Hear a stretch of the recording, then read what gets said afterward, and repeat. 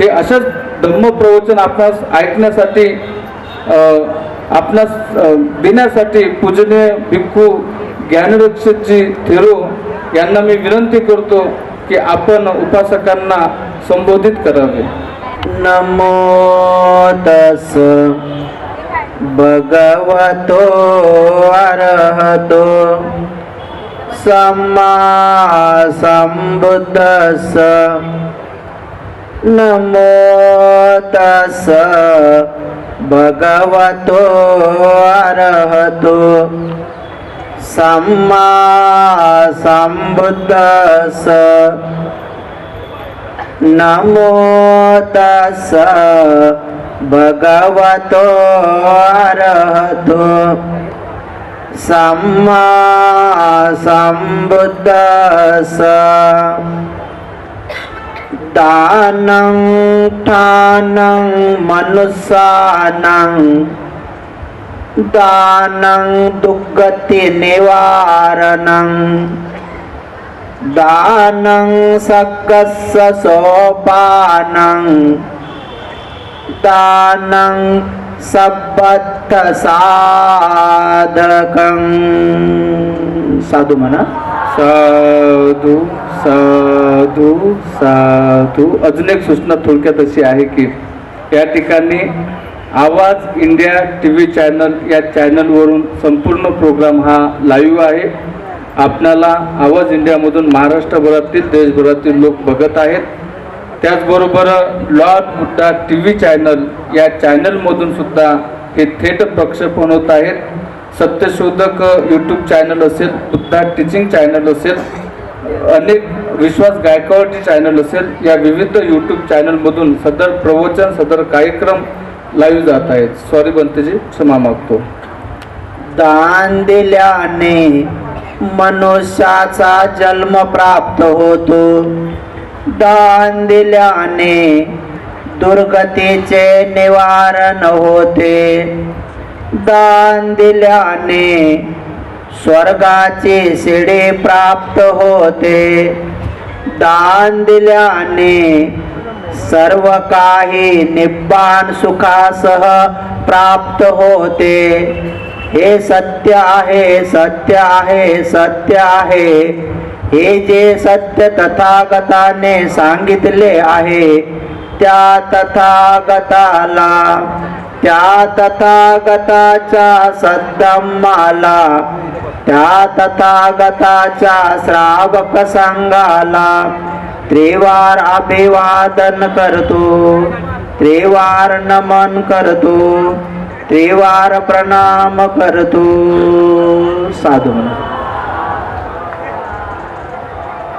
महाकारुणिक देव आणि मनुष्याचे शास्ता तथागत सम्यक संबुद्ध, तथागतांचा सद्धम्म, तथागतांचा पावन पवित्र भिक्खू संघ, सर्वश्रेष्ठ अशा या तीन रत्नाला त्रिवार अभिवादन करून, ज्यांच्यामुळे आपणा सर्वांना या तीन रत्नाचा लाभ झाला, ज्यांच्यामुळे आपणा सर्वांना हे सुखाचे दिवस आले, ज्यांच्यामुळेच आपल्यावरील सारे विघ्न टळाले, आपल्या सर्वांच्या जीवनामध्ये जे खऱ्या अर्थाने सुख करता आणि दुःख हरता आहेत असं डॉक्टर बाबासाहेब आंबेडकर यांच्या समग्र धम्मक्रांतीला शेवटच्या श्वासापर्यंत समर्पित राहतो. बोधिसत्व बाबासाहेबांच्या 69व्या महाप्रयाण दिनाच्या अनुषंगाने भव्यदिव्य असं जय भीम बुद्ध विहार हिरानंदानी पवई या पवित्र विहारामध्ये ज्या पूज्य बंदेजींच्या मार्गदर्शनाखाली हे महासंघदान आयोजित होत आहे.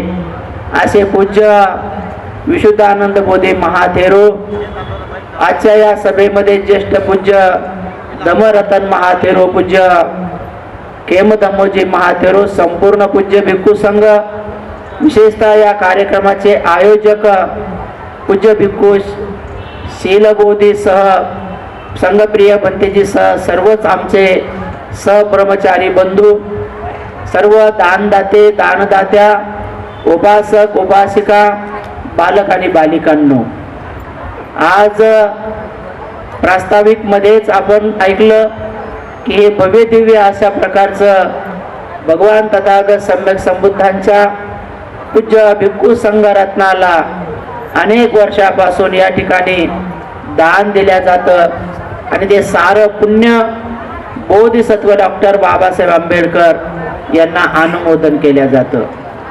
हे महापुण्य संधी पूज्य भंतेजींच्या संपूर्ण शिष्यगणांना मुंबईसारख्या एवढ्या मोठ्या शहरामध्ये हे कुशल कर्म करण्याची संधी त्यांना प्राप्त होते आहे. निश्चित स्वरूपामध्ये काशाय वस्त्राचं आणि मानवी जीवनाचं या कुशल कर्मामध्ये ते आपलं आणि इतरांचं सार्थक करून घेत आहेत, कुशल मंगल पुण्य करून घेत आहेत. उपासक आणि उपासिकांनो, तथागत भगवान बुद्धाचा सद्धम्म हा खूप विशाल आहे. या सद्धम्माच्या संदर्भामध्ये भरपूर असे काही भारतीय लोकांमध्ये संभ्रम आहेत. बाबासाहेबांची इच्छा होती भगवान बुद्धाचा धम्म समजून घेत असताना या संपूर्ण लोकांच्या मनातले संभ्रम काढत काढत एक मोठा कालावधी जाईल, एक भिक्षूंची पिढी जाईल, दुसरी पिढी मरेपर्यंत हळूहळू हळूहळू यांना वेगवेगळे सिद्धांत समजणं सुरू होतील.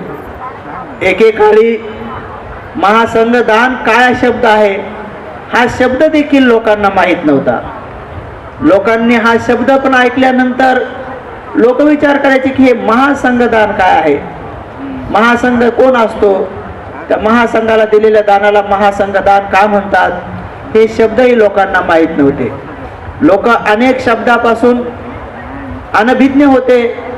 आजही बरेच लोक बौद्ध धम्माचा जर एखादा शब्द तो सत्य शब्द जर आपण वापरणं सुरू केला तर लोक आजही एकदम विचलित होऊन जातात किंवा विक्षिप्त होतात. परंपरेतून, हिंदू धर्मातून, कर्मकांडातून, अंधश्रद्धेतून, खोट्या बाबीतून अनेक शब्द बौद्ध धर्मामध्ये रूढ झालेले असताना साहित्यकासह, लेखकासह, ज्ञानी विद्वान पंडित म्हणून घेणाऱ्यासह गुपचूप निमूटपणे ते शब्द वापरत आलेले आहेत. बौद्ध धर्माचा सखोल अध्ययन न केल्यामुळं, अभ्यास न केल्यामुळं अनेक जणांनी तशी हिंमत किंवा तशा प्रकारची प्रामाणिकता ठेवलेली नाही आहे. पण हळूहळू हे काम पूज्य भिक्खू संघ करत आहे. आज बघा ना तुम्ही, अनेक बौद्ध लोकांच्या लग्न पत्रिकेमध्ये आजही लिहिलेलं असतं, वर लिहिलेलं असतं वर आणि इकडे साईडली असते वधू. बघा, याच्यावर कोणी चिंतन करत नाही. वर आणि वधू, या वरचा अर्थ काय आहे, या वधूचा अर्थ काय आहे, तुम्ही मराठी डिक्शनरी जाऊन पहा. त्या वर आणि वधूचा अर्थ होतो धगडे आणि धगडी, म्हणजे पाटान रुचना, पाटान रुचना. आता भंतीजीनं जर म्हटलं की पाट्यानं रुचण्याच्या गळ्यात हार घालावा आणि रुचण्यानं पाट्याच्या गळ्यात हार घालावा तर कितीतरी लोकांना राग येईल. म्हणल्यामुळे त्यांना राग येईल, पण ते लिहितात त्याचं कोणाला राग येत नाही. मग ते सांगताना माहित नाही. तर असे भरपूर अशा गोष्टी आहेत. तुम्ही मराठी डिक्शनरीमध्ये जाऊन बघा त्याचा अर्थ काय आहे. तर जेव्हा पहिल्यांदा पूज्य भिक्खू संघाद्वारे असा शब्द आला पत्रिकेवर आणि ज्याही उपासकाच्या पत्रिकेवर आला की तुम्ही मुला मुलींचं लग्न करत आहात तर पालीतला शब्द लिहा, दारक शब्द लिहा, दारिका शब्द लिहा, तेव्हा अनेक लोक म्हणे हे काय आणलंय दारक, हे काय आणले दारिका. म्हणजे त्याला धगड्या आवडतो, त्याला धगडी आवडते, त्याला पाटा आवडतो, रुसला आवडतो. पण त्यांना असा नवीन शब्द दिल्यानंतर अनेक दिवसपर्यंत त्यांना हे वाटतं. बौद्ध धर्मामध्ये पाली अध्ययन करणारे अनेक लोक आता हळूहळू ग्रस्त लोकांमध्ये सुद्धा उत्पन्न होत आहेत. त्यामुळे जन्माला कोणता शब्द आहे, तुम्ही birthday birthday birthday, happy birthday birthday birthday शॉर्टकटमध्ये, तर तुम्ही अनेक अनेक अनेक लोक करता. पण पाली भाषेमध्ये, बुद्धाच्या भाषेमध्ये याला काही शब्द आहे का, लग्न लग्न लग्न लग्न, विवाह विवाह विवाह विवाह, त्याला काही शब्द आहे का बौद्ध धर्मामध्ये? अनेक लोक याच्यावरही विचार करत नाहीत. म्हणून असे भरपूर शब्द आहेत. जर कोणी व्यक्ती मरण पावला तर मरणाला काही शब्द आहे का? तर जसं ज्या धर्मातून बाबासाहेबांनी आपल्याला बाहेर काढलं, अक्षरशः 22 प्रतिज्ञा म्हणत असताना बाबासाहेब जेव्हा ही प्रतिज्ञा म्हणण्यासाठी आले तेव्हा बाबासाहेबाचा कंठ दाटून आला होता. बाबासाहेब रडत होते जेव्हा ते म्हटले, माझ्या जुन्या मनुष्य मात्राच्या उत्कर्षाला हानिकारक असणाऱ्या मनुष्य मात्राला असमान आणि नीच मानणाऱ्या हिंदू धर्माचा मी त्याग करतो आणि बौद्ध धर्माचा स्वीकार करतो, असं म्हणताना बाबासाहेबाचा कंठ दाटून आला. आणि बाबासाहेब म्हटले, सुटलो बा मी नरकातून. काय म्हटले बाबासाहेब? नरकाची उपमा दिली बाबासाहेबांनी. ज्या धर्माला नरकाची उपमा दिलेली आहे त्या धर्मामधले अनेक शब्द, नरका समानचे शब्द अनेक लोक आजही वापरत आहेत आणि आजही त्याच्यावर अनेक लोकांचं लक्ष नाही आहे. उपासक आणि उपासिकांनो, तीच गोष्ट हळूहळू आजही अनेक लोकांना मृत्यूच्या संदर्भामध्ये किंवा भिक्षूच्या मृत्यूच्या संदर्भामध्ये किंवा श्रोतापन्न, सकृदागामी, अनागामी, अरहंताच्या शरीर त्यागण्याच्या विधीला, बोधिसत्वाच्या शरीर त्यागण्याच्या विधीला, पच्चेक बुद्धांच्या शरीर त्यागण्याच्या विधीला, चक्रवर्ती सम्राटांच्या शरीर त्यागण्याच्या विधीला आणि सम्यक संबुद्धांच्या शरीर त्यागण्याच्या विधीला काय म्हणतात? अजूनही लोकांमध्ये संभ्रम आहे. अजूनही लोकांमध्ये याच्यामध्ये अभ्यास नाही आहे. अनेक वर्षापासून जो शब्द प्रचलित, तेव्हा संपूर्ण महाराष्ट्रभर वेगवेगळ्या ठिकाणी मी संपूर्ण महाराष्ट्रभर फिरलो आणि फिरून मी जेव्हा ते पोस्टर, बॅनर आणि जिकडं तिकडं जेव्हा मी पहिल्यांदा शब्द लिहिला की बोधिसत्व डॉक्टर बाबासाहेब आंबेडकरांचे महाप्रयाण झाले, असा शब्द लिहिला. जेव्हा महाप्रयाण शब्द लिहिला तेव्हा अनेक लोकांसाठी तो पहिल्यांदा शब्द होता. पण त्या अगोदर, तो शब्द देण्याच्या अगोदर मी प्रज्ञानंद महाथेरो बाबासाहेबाच्या दीक्षेमध्ये हजर असलेले लखनौला राहत होते. मी त्यांना 3 ते 4 बाऱ्या भेटलो. मी त्यांच्या पायावर वंदन करून त्यांची सेवा करून मी त्यांना हिंदीमध्ये बऱ्याच वेळेस विचारलं कि बनते आप थे, बाबा साहब को दीक्षा देते समय आप थे, ये शब्द किसने दिया है? ये बाबा साहब को महापरिनिर्वाण जो अंक निकला था, तो ये बाबा साहब को ये अंक जब निकला था तो किसने कहा था कि बाबा साहब बोधिसत्व को ऐसा लिखो? तो बोले पता नहीं, हम दीक्षा में थे लेकिन उनके ये संस्कार विधि में हम नहीं थे, लेकिन हमने भी पढ़ा है कि वो शब्द दिया है. मग मी विचार केला की अरे त्या कार्यक्रमामध्ये पूज्य भदंत आनंद कौशल्यांजी होते, ज्यांना चालतं फिरतं विद्यापीठ म्हणतात, आणि आम्ही सर्व भिक्षू लोक देखील ते मानतो की ते खरं आहे. मग एवढे मोठे ज्ञानी विद्वान महापंडित भिक्षू त्या कार्यक्रमात हजर होते. मला असं वाटलं की निश्चित स्वरूपामध्ये हा शब्द कोण दिला असेल.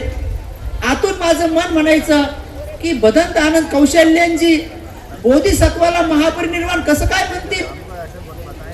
म्हणतील, पण एकीकडे भीती वाटायची की भंतेजी स्वतः हजर होते. जर त्यांनी हा शब्द दिला नाही तर मग त्यांनी विरोध का केला नाही या शब्दाला, ज्यांनी कोण दिला, हे मनामध्ये माझ्या राहायचं. पण भंतेजी नव्हते, हे कोणाला विचारावं हा मला बरेच दिवस प्रश्न होता. मग मी बँगलोरला एकदा गेलो काही मोठ्या लोकांसोबत. तेव्हा माझी भेट आणि सेवा करण्याची संधी मला भदंत बडा भंतेजी बुद्ध रक्षिता, जे बाबासाहेबांसोबत 6व्या संगीतीला हजर होते, त्यांच्यासोबत माझी भेट झाली.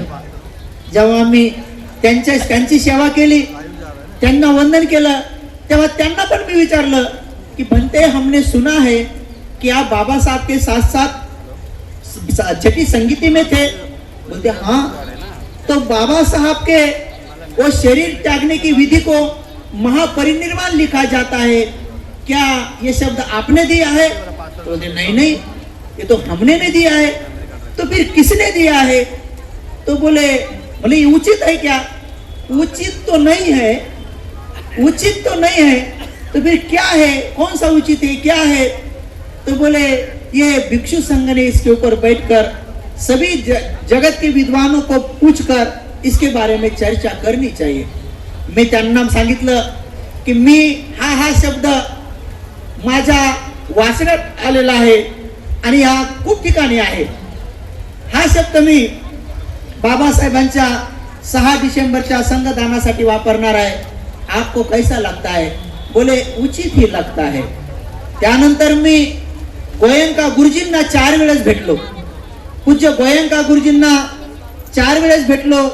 त्यामध्ये एकदा मात्र 2 डिसेंबर 2012 मी त्यांच्यासोबत 1 ते सव्वा घंटा माझी त्यांची मीटिंग झाली, चर्चा झाली।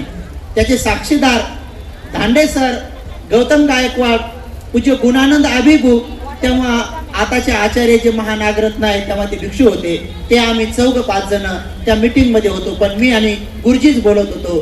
तेव्हा मी गुरुजीला सुद्धा आमंत्रित केलं कि गुरुजी, मैं औरंगाबाद में एक महासंगदान का आयोजन किया है, वो पुण्य मुझे बाबा साहब को अर्पित करना है। क्या मैं बाबा साहब के उस दिन को महाप्रयाण मैंने लिखा है, मैंने महापरिनिर्वाण नहीं लिखा है, क्या ये उचित है? तो गुरुजी ने कहा बिल्कुल उचित है बनते, अच्छा ही किया, आपने सही शब्द दिया, बोधिसत्व का महापरिनिर्वाण नहीं होता है। त्यानंतर मी हीच गोष्ट पूज्य भदंत आमचे सदानंदजी महास्तवीर ऑल इंडिया भिक्खू संघाचे अध्यक्ष जेव्हा ते होते, त्यांच्यासह भारतातल्या 400-500 देश विदेशातल्या अनेक भिक्षूंना तिथं आमंत्रित केलं आणि त्या ठिकाणी जिकडं तिकडं मोठ्या अक्षरात महाप्रयाण शब्द लिहिला।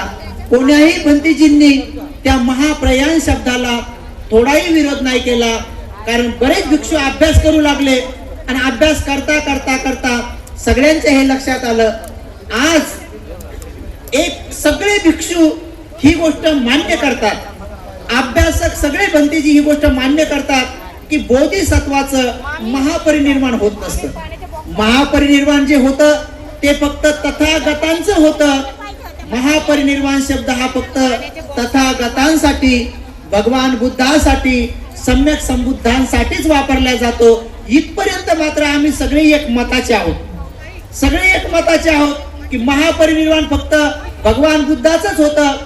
दुसरे पण आम्ही एक मताचे आहोत, आम्ही सारे भंतीजी ह्याही मताचे आहोत की जर मग महापरिनिर्वाण हे फक्त भगवान बुद्धाचंच होत आहे, हे जर आम्ही सगळे एक मताचे आहोत, तर पुन्हा आम्ही या मताचे आहोत की बाबासाहेब काही सम्यक संबुद्ध नाही आहेत, बाबासाहेब सम्यक संबुद्ध नाही आहेत, बाबासाहेब बोधिसत्व आहेत, ही विल बिकम बुद्धा, ते भावी बुद्ध आहेत।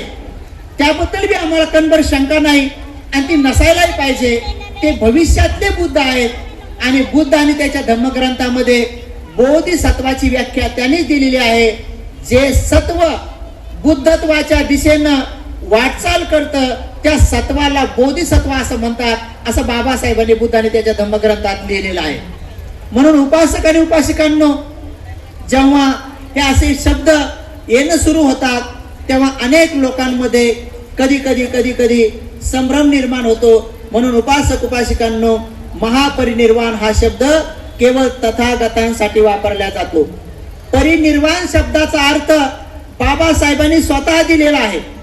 परिनिर्वाण शब्दाचा अर्थ बाबासाहेब म्हणतात, परिनिर्वाण म्हणजे विझणे, परिनिर्वाण म्हणजे विझणे, पुन्हा उत्पन्न न होणे, कायमचं बुजून जाणे, म्हणजेच असा परिनिर्वाण हा शब्द त्यांनी दिलेला आहे। विझणे म्हणजे डबल पुन्हा जन्म नाही, पुनर्जन्म नाही, म्हणजे परिनिर्वाण होय. मग परिनिर्वाण हा शब्द पुन्हा जन्म नाही, पुनर्जन्म नाही अशा सत्वांसाठी वापरला जातो. आणि पुन्हा जन्म फक्त 3च सत्वांचा होत नाही. त्यामध्ये पहिलं सत्व आहे अरहंत. अरहंताचा पुनर्जन्म होत नाही. दुसरं सत्व आहे पच्चेक बुद्ध. पच्चेक बुद्धाचा पुनर्जन्म होत नाही, पुढचा जन्म होत नाही. आणि तिसरं महासत्व कारुणिक तत्व आहे तथागत सम्यक संबुद्ध. यांचा देखील पुनर्जन्म होत नाही. मग जर परिनिर्वाण शब्द विझणे, पुन्हा न उत्पन्न होणे, पुनर्जन्म न होणे यासाठी जर वापरले जात असेल तर मग हे तर ह्या 3च महापुरुषांना शब्द वापरला जातो. त्यामुळं निर्वाण, परिनिर्वाण आणि महापरिनिर्वाण मध्ये आपल्या आता उलगडा झालेला आहे की महापरिनिर्वाण फक्त तथागतांसाठी वापरलेला शब्द आहे आणि परिनिर्वाण अरहंतासाठी. जे अरहंत भिक्षू